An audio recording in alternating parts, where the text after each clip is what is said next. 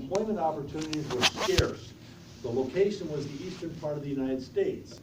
Arlene Beeseeker had just graduated from high school. After a lengthy search for employment, she was finally able to obtain work at a clothing mill as a seamstress. The mill workers were paid only for each of the correctly completed pieces they sewed together daily.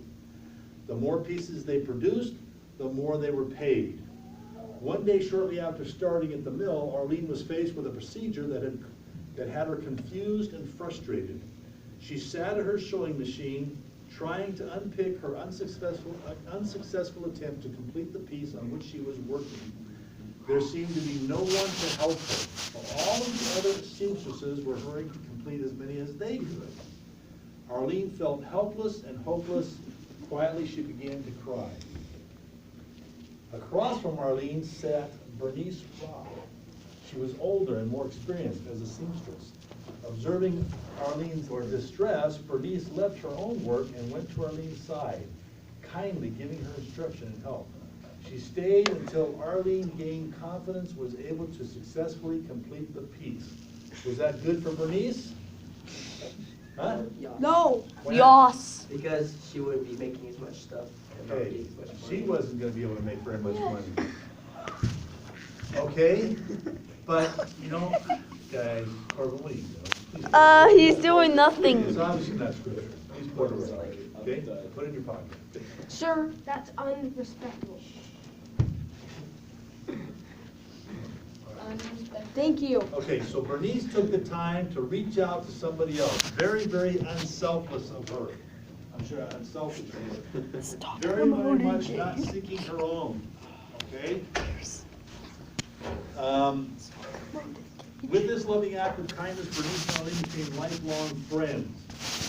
Each eventually married, had children. Sometime in the 50s, Bernice, who was a member of the church, gave Arlene and her family a copy of the Book of Mormon. In 1960, Arlene, her husband, and children were baptized members of the church. All right? So again, that little act of kindness on her part led to being lifelong friends and even bringing somebody into the church. Pastor live for eternity. We out of time? Got time? 11:57. Okay, one more story. This one I like too. Often opportunities to show our love come unexpectedly.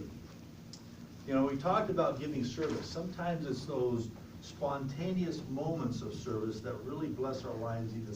Spontaneous Okay? combustion. When we go out of our way without any prompting from anybody else to do something. And this is kind of an example of that. An example of this, of such an opportunity appeared in a newspaper article in October 1981. So impressed was I with the love and compassion related therein that I have kept the clipping in my files for over 30 years. The article indicates that an Alaska Airlines nonstop flight from Anchorage, Alaska to Seattle, Washington, a flight carrying 150 passengers, was diverted to a remote Alaskan town in order to transport a gravely injured child. The 2-year-old boy had severed an artery in his arm when he fell on a piece of glass while playing near his home. The town was 450 miles south of Anchorage and was certainly not on the flight path. How would you like to be on your way to a very important business appointment? I was going to And now you were going to go fishing. Well, Let's say you're going fishing, you're and on now all of a that sudden flight. your flight's diverted 450 miles Not away. the exact flight, but I've been on like the Seattle to Anchorage one. Anyway, okay. The town was 450 miles south of Anchorage and was serving on the flight. However, medics in the scene had sent out a frantic request for help, and so the flight was diverted to pick up the child and take him to Seattle so that he could be treated in hospital. When the flight touched down near the remote town, medics informed the pilot that the boy was bleeding so badly he could not survive the flight to Seattle. A decision was made to fly another 200 miles out of the way to Juneau, Alaska, the nearest city with a hospital. After transferring the boy to Juneau, the flight headed for Seattle, now hours behind schedule. Okay, how do you think all those passengers felt? How would you feel? I'd be mad. Hours and hours behind You schedule. would let the little boy die, Louis. You know, Oh wait. hundreds and hundreds of miles away from Ow. home. How would you feel? Okay, here's what they did. You killed cereal. Yeah, I It said, killed cereal. Not one passenger complained, even though most of them were disappointments in connecting flights. In fact, as the minutes somehow slipped by, they took up a collection, raising a considerable sum for the boy and his family. As the flight was about to land in Seattle, the passengers broke into cheer when the pilot announced that he had received word by radio that the boy was going to be all right. Okay, guys, so charity. That's awesome. Check Yeah, it out, all in that's pretty town. awesome, you know, and sometimes, you know, we have to stop and think, you know, when we become impatient, when we become, you know, when we have opportunities to reach out and help people, you know, think of this, you know, this is what we're demonstrating, right? This idea of Christ-like love. And how important is it? Important. Without it, Without it, All the other good stuff. yeah. it's pointless. Doesn't, Pointless. just like we read in 1 Corinthians, it doesn't matter what other gifts we are blessed with. You know, have all knowledge, understand all the mysteries of God. You know, we can speak eloquently, convincingly. If we have not charity, we are nothing. Okay? And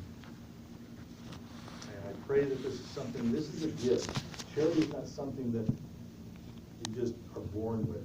This is something that you have to earn. It's actually a gift that you pray for and you ask for as you strive to obey our Father's will. So I pray that we can do that. I say this in the name of Jesus Christ. Amen. Amen. Let me get my Can I get a stuff. Hoya? You can put my phone. Oh, he was hoping to take home a treat. Here's my, all right. Hey, and one more thing, guys. You have two brothers in the mission right now. Yeah. Do they take their mission, do they take their scriptures when they go out? Yeah. What would they do if they didn't have the scriptures? What would they teach with? They probably teach They'd with their probably- knowledge. But